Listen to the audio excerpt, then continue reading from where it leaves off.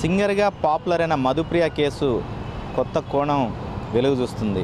ఉదయం నుంచి కూడా ఈ కేసులో శ్రీకాంత్ నాపై దాడి చేశాడు, శ్రీకాంత్పై చర్యలు తీసుకోవాలి, శ్రీకాంత్ని శిక్షించాలని నిన్న సాయంత్రం హుమాయూన్ నగర్ పిఎస్లో కంప్లైంట్ చేసిన మధుప్రియ ఇచ్చిన ఫిర్యాదు మేరకు హుమాయూన్ నగర్ పిఎస్లో కేసు నమోదైంది. 323 IPC 506 498A సెక్షన్ల కింద కేసు నమోదు చేసిన పోలీసులు నిన్న రాత్రి శ్రీకాంత్ తోటి మాట్లాడటం జరిగింది.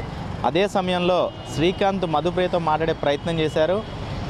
నిన్న అర్ధరాత్రి 1:30 తర్వాత 2 గంటల ప్రాంతంలో మధుప్రియతోటి ఫోన్లో మాట్లాడిన శ్రీకాంత్ తెల్లవారుజామున 4 గంటలకు మధుప్రియ ఫోన్ చేస్తే నేను తన ఇంటికి వెళ్ళానని చెప్తున్నారు. ఆ టైంలో మధుప్రియ బంధువులు ఆవేశానికి లోనయ్యి శ్రీకాంత్పై దాడి చేశారంటూ శ్రీకాంత్ మీడియాతో చెప్పడం జరిగింది.